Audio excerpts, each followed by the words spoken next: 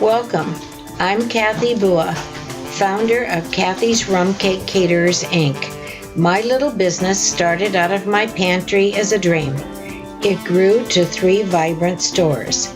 I made whimsical rum cakes and created lavish parties from neighbors to the wealthy and well-known.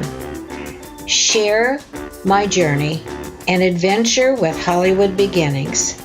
And it has been a magical ride ever since. I may be older in years, but passion doesn't wrinkle with age. Honey, I'm not about to hang up my spatula. I'm baking, cooking, creating outrageous tablescapes, have a book at the publishers, and starting a podcast. Be daring, enchant your life with a dish and a wish. Welcome to Itsa Rumderful Life.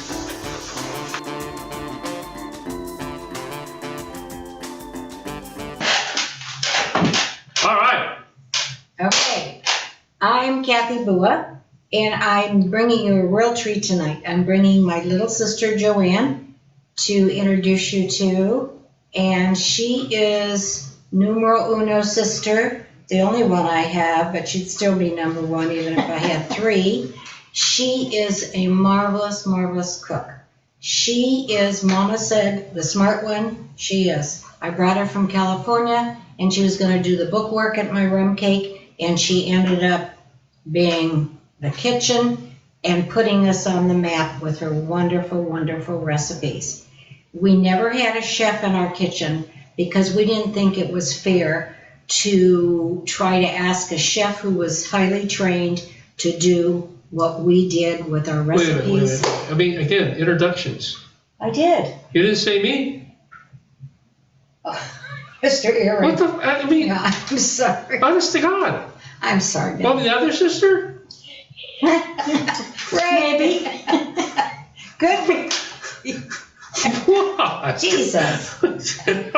Just keep going. Now I'm going to leave that in there. So anyhow, Benny wants to be introduced. Excuse me. This is the first time he's had an earring on, so I got confused. Okay. So you're going to This ask is me my why? son, Benny, and he wants me to ask him, Benny, why do you have the earring on? Well, in the first podcast, Mom, The Power of Eggplant, which everybody should see. In fact, I heard it's going to be nominated for an Oscar, so that's what I'm hearing.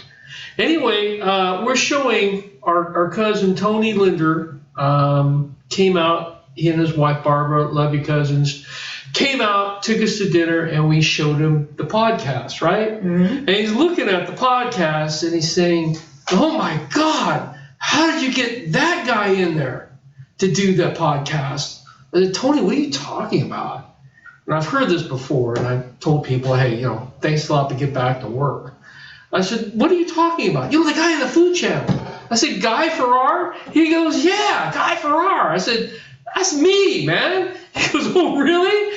I said, "Yeah, Tony." He started laughing. We were laughing about it. He says, I said, "Tony," I'm not doing earrings. Earrings are out of the code for me. And he goes, "Well, you can always do a clip-on." So here you go, Tony. I did it for you, man. Love you. That's over. That's over. I'm done. Bye. Joanne and I had when I brought her here, we had our own pact about what we wanted everything to be. And we vowed that we would cook, if we were cooking for 5 or 500, it would always be with quality, flavor, and flair. And we would cook it exactly the same, that we'd serve it at our own table with our own guests. Mm-hmm. And we could not ask another person to come in our kitchen and do that, except for some lovely friends and housewives that love to cook.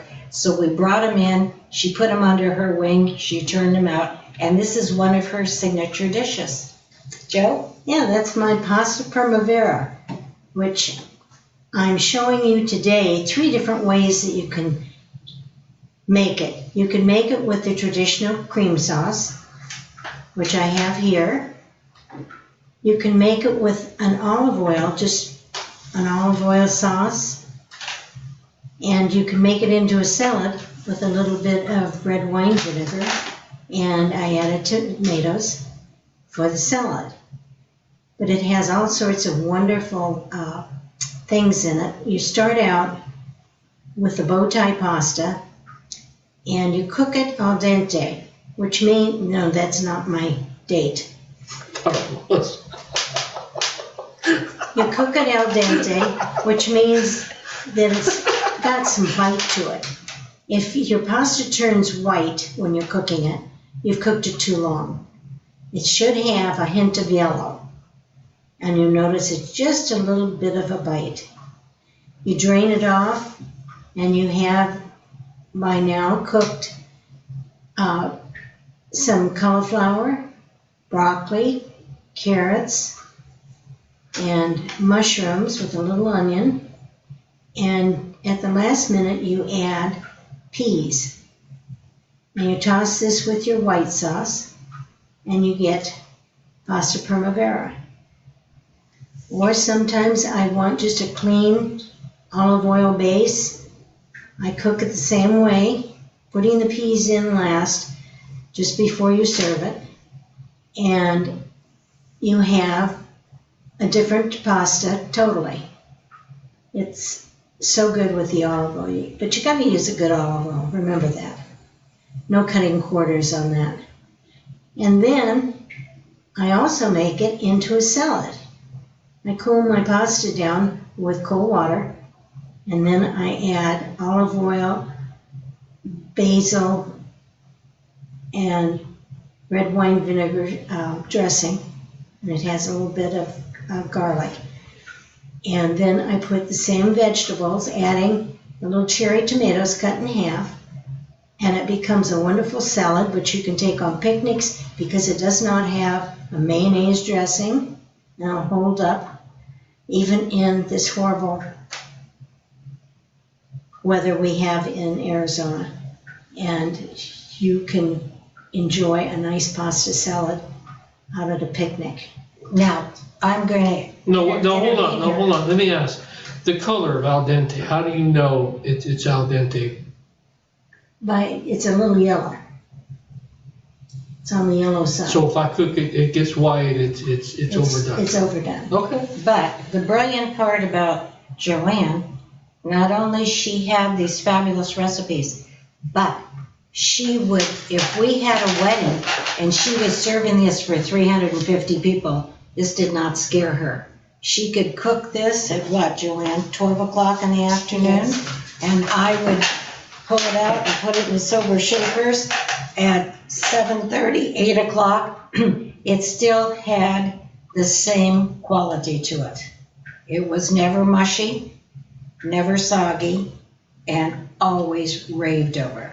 So this is quite a feat, sister dear.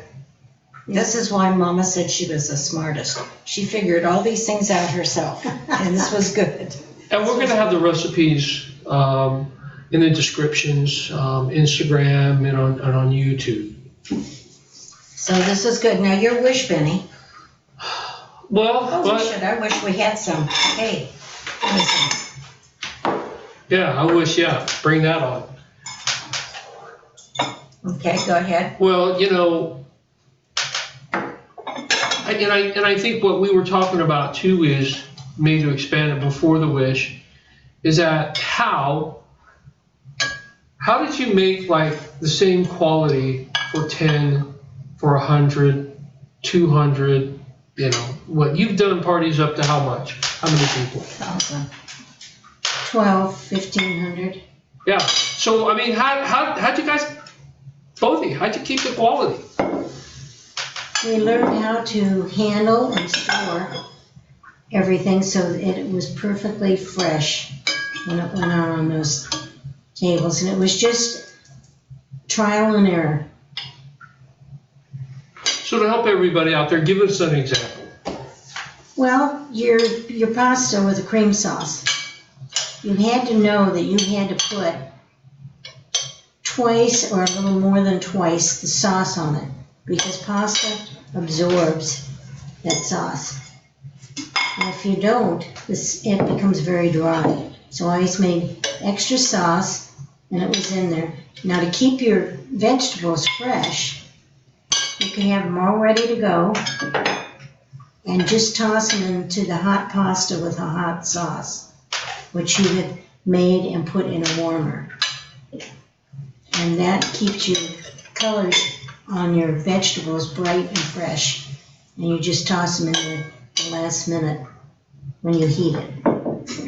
This is incredible. And there's an art to cooking, but she aced all these wonderful ideas. Plus, Joe, I remember when I go in the kitchen and the crew was putting these things in the chafing dish, you always sent extra sauce. Yes. To heat and turn it in. So people were awed. They would say to me, "Oh my goodness, who's your chef in the kitchen?" You know, it's just like they just made this pasta. And if I'd have said she cooked this 7 hours ago, I think they'd have fallen off their chair. There's no way you would know. And you've got to understand, she cooked bowtie pasta, which is very frail. So it's really, if you cook your pasta right, you can really do anything. And it's wonderful. It's wonderful. So this is what's your wish? Flick off that basil and that friggin' pasta. Oh, really? Yes. Excuse me. This isn't my idea. He is the anti-basil person. Yes. Right. My wish is... all the basil in America dies, right? Yes, absolutely. Yes, mass termination of basil. My wish is that I want to talk about our book and really why we're here. It's a Rumderful Life. And like what Mom said, is our podcast is the offshoot of our book. It's a Rumderful Life. And I want to just give everybody the objective of our book, why we're here, and that offshoot, and, you know, moving forward. We want to give back, I think. I think we can all agree on that, because we have lived a Rumderful life. Where we came from, you know, Nana, Papa, our cousins, our aunts and uncles. I mean, we can get into more, or maybe there's a story that you want to relate about maybe Aunt Grace or Nana, freaking mistletoe. Italian mistletoe. Italian mistletoe, yeah. Well, don't do it. Don't do it, Mom, please. But the thing about it is that, to me, a Rumderful life means the magic behind the food, because everybody has the same ingredients, right? That's how you handle it. The ingredients, it's the love, it's the care. And what happens is when you put that love and care, like you and Aunt Jo has done over the years, and who we've come across, Pussycat, you know, with their chocolate mousse, and, you know, it's you give a wonderful experience. It was always an experience. It's always memorable. You know, it was like, you know, like at the old household where Mom and Aunt Jo grew up in Burbank, California, there was a Hollywood walk of fame. And, you know, my grandfather would go ahead, he'd have little blocks of cement, and, you know,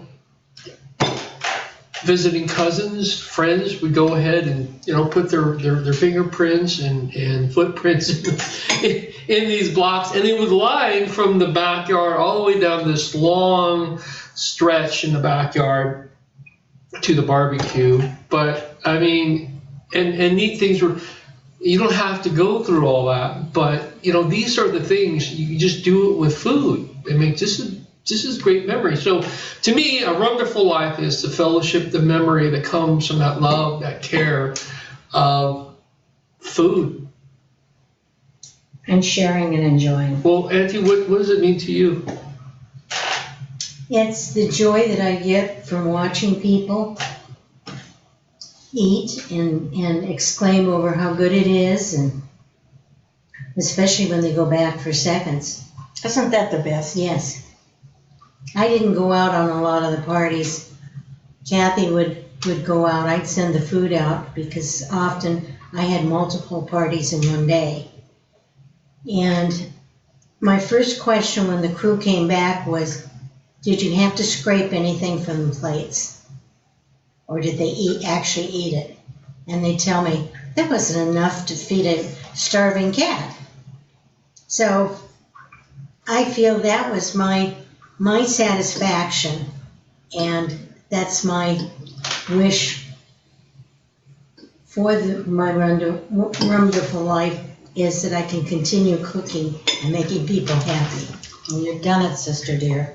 Yeah, you've done it. And you know what? Here's the thing, we're still doing it. Yeah, and we're still eating. Hello. Oh, yeah. That's Still the best. eating, yeah. That's Look, the we best. still have a table full. So Cathy will say, oh my God, Joe, so-and-so's coming for dinner.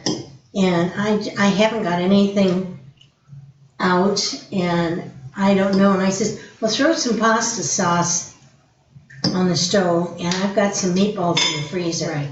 Traveling meatballs. Yeah.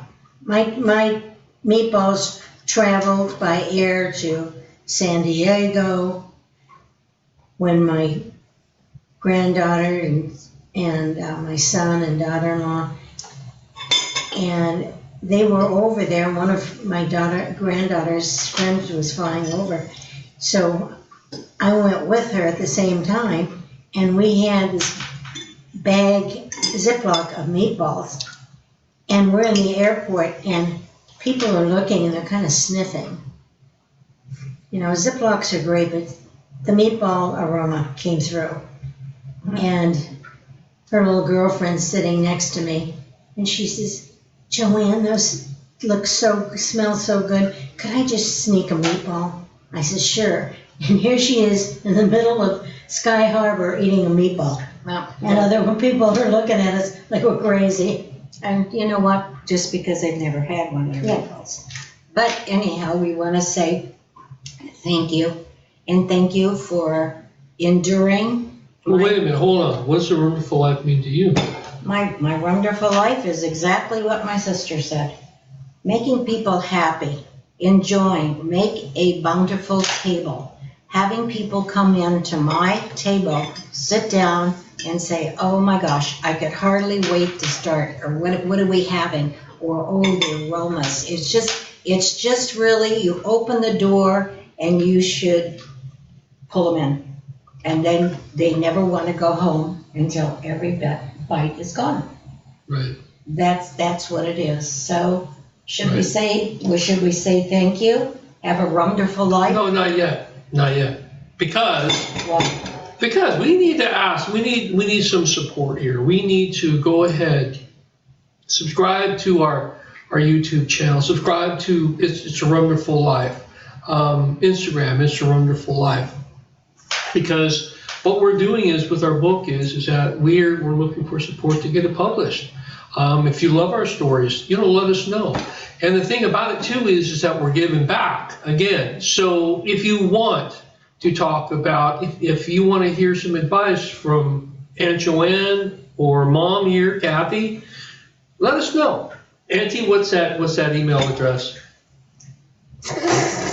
You're testing me. Yeah, I am. It's a Rumderful Life. No, it's Rumderful. Rumderful@gmail.com. Rumderful@gmail.com. Hey, your questions for Aunt Jo, Mom. Aunt Jo, she is the ultimate food whisperer. Mom is a cake wizard. And yes. What are you? I'm the beauty. I'm the beauty of the broadcast. This is a true Aren't you guys lucky? Yes. Yes, you know you are. So let us say goodbye before I get ill. And this was so wonderful. I have to tell you, what my son calls us, Lucy and Ethel. True, but that's okay. Or And I say Magoo and Miss Daisy. Thank you, but I will say goodbye and have a wonderful life. And we just remember one thing. Passion never wrinkles with age. So do your thing. Bye, sister. Bye. Thank you, honey. Thank you. Arrivederci. Basil face.